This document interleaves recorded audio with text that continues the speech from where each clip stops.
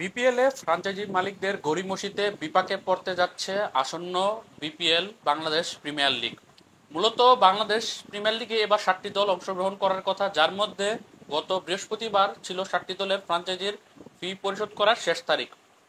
তার মধ্যে গত মঙ্গলবার মোট 4টি দল তাদের ফ্র্যাঞ্চাইজি ফি পরিশোধ করেছিল। তারা হচ্ছে রংপুর রাইডার্স, সিলেট স্ট্রাইকার্স, ঢাকার মালিকানায় আসা রিমা খালেন কোম্পানি এবং রাজশাহীর মালিকানায় আসা ভ্যালেন্টাইন গ্রুপ।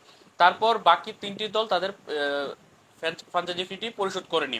পরবর্তীতে গত বৃহস্পতিবার ছিল সর্বশেষ ডেট, এবং সর্বশেষ ডেটে আরো দুটি দল তাদের ফ্র্যাঞ্চাইজি ফি পরিশোধ করে। একটি হচ্ছে ফরচুন বরিশাল এবং অন্যটি হচ্ছে খুলনা টাইগার্স। এই হচ্ছে 6টি দল।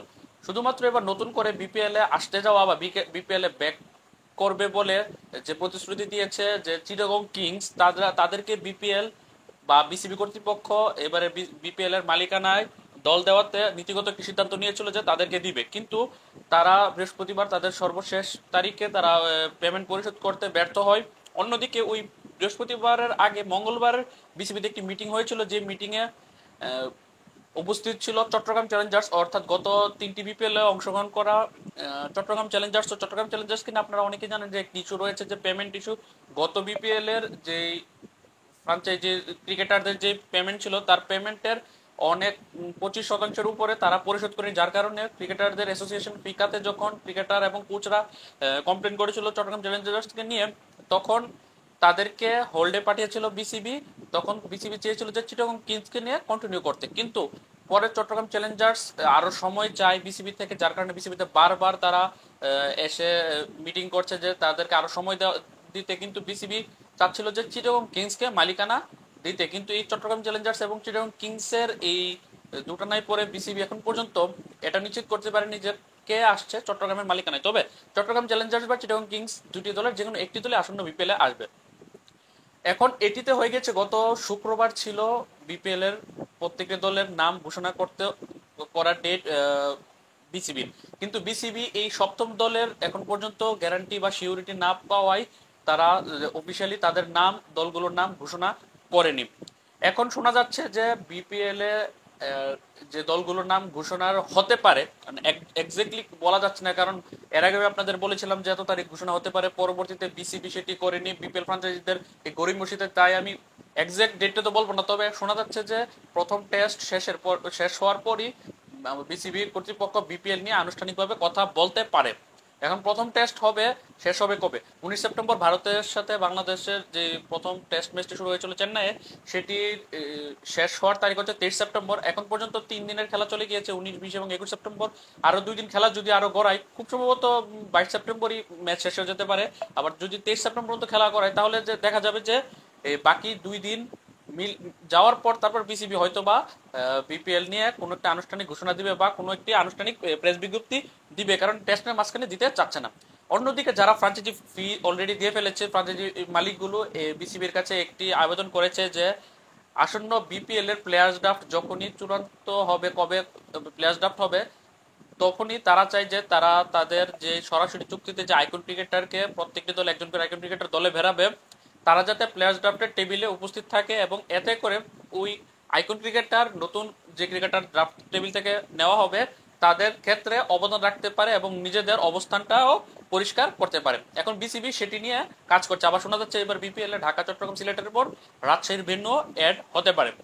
আবার আরেকটি দুঃখজনক ব্যাপার এটি হচ্ছে যে আসন্ন বিপিএল এর প্লেয়ার্স ড্রাফট প্রথমে শোনা গিয়েছিল যে যখন আগের ক্রিকেট বোর্ড, পাপনের ক্রিকেট বোর্ড ছিল, তখন জানা গিয়েছিল যে ডিসেম্বর 27 তারিখ তো বিপিএল শুরু হবে, কিন্তু নিলাম প্লেয়ার্স ড্রাফট অনুষ্ঠিত হবে সেপ্টেম্বর 5 তারিখ। কিন্তু নতুন ক্রিকেট বোর্ড আসার পর সভাপতি সেটি চেঞ্জ হয়ে সেপ্টেম্বর 5 তারিখ থেকে সেপ্টেম্বরের চতুর্থ সপ্তাহ শেষের দিকে 28 সেপ্টেম্বর হওয়ার কথা। কিন্তু এখন পরবর্তী শোনা যায় যে 28 সেপ্টেম্বরও নয়, 5 অক্টোবর এটি পিছিয়ে নেওয়া হয়েছে, কারণ 20 তারিখ যদি বিসিবি 7টি দলের নাম ঘোষণা করে, তারপর তারা 15 দিন সময় চায় দলগুলো ঘোষণার জন্য প্লেয়ার্স ড্রাফটের আগে বিদেশি রিটেন বা বিদেশি সরাসরি সাইনিং এর কারণে। কিন্তু সেটিও এখন দেখা যাচ্ছে যে এখনো সেটির অফিসিয়াল ঘোষণা আসেনি, যার কারণে শোনা যাচ্ছে, এটাও একদম অফিসিয়াল নিউজ না, শোনা যাচ্ছে যে বিপিএল এর প্লেয়ার্স ড্রাফট অক্টোবর 5 তারিখ নয়, অক্টোবরের তৃতীয় সপ্তাহ 18 বা 19 অক্টোবর হতে পারে ঢাকার রাজধানীর রেডিসন ব্লু হোটেলে।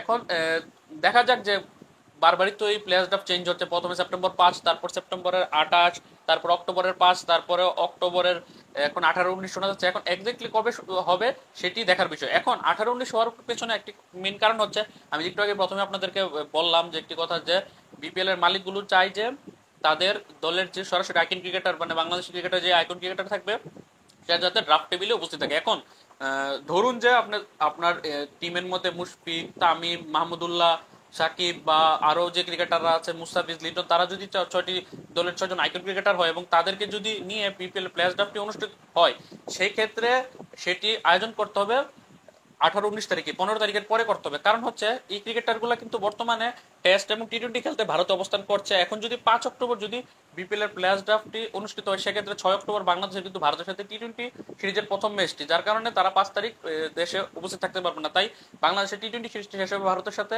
6, 9 এবং 12 অক্টোবর শেষ হবে। তার 12 অক্টোবরের পর 13, 14 তারিখ তারা দেশে ফিরবে, তারপরই আসলে প্লেয়ার্স ড্রাফট করা সম্ভব। তাহলে মনে হচ্ছে যে এটার যৌক্তিকতা আছে যদি প্লেয়ার্স ড্রাফট পেছানো হয়, কারণ এটাই হতে পারে। তবে এই প্লেয়ার্স ড্রাফটটি আরো আগেই করা উচিত ছিল, যাতে করে বাংলাদেশের বিপিএলটা নিয়ে এসে কমপক্ষে 2 মাস আগে মানুষ একটি পরীক্ষা নিরীক্ষা করতে পারে। এখন যদি অক্টোবরের তৃতীয় সপ্তাহে অনুষ্ঠিত হয়, তারপর অক্টোবরের পর নভেম্বর, ডিসেম্বর, মাত্র 2 মাস বাকি থাকবে বিপিএল শুরু হওয়ার।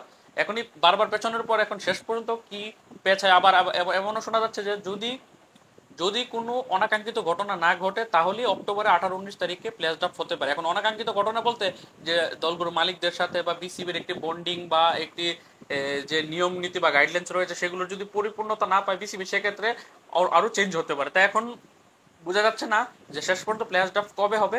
তবে ভারত সিরিজের পরে হওয়ার সম্ভাবনা রয়েছে। আর এদিকে চট্টগ্রামের মালিকানা চট্টগ্রাম কিংস নাকি চট্টগ্রাম চ্যালেঞ্জার্স আসছে, সেটির অফিসিয়াল ঘোষণা এখন পর্যন্ত আসেনি। তো এই ছিল আমার কাছে আপডেট। ভিডিওটি কিরকম লাগলো সেটি কমেন্ট করে জানাবেন। আল্লাহ হাফেজ।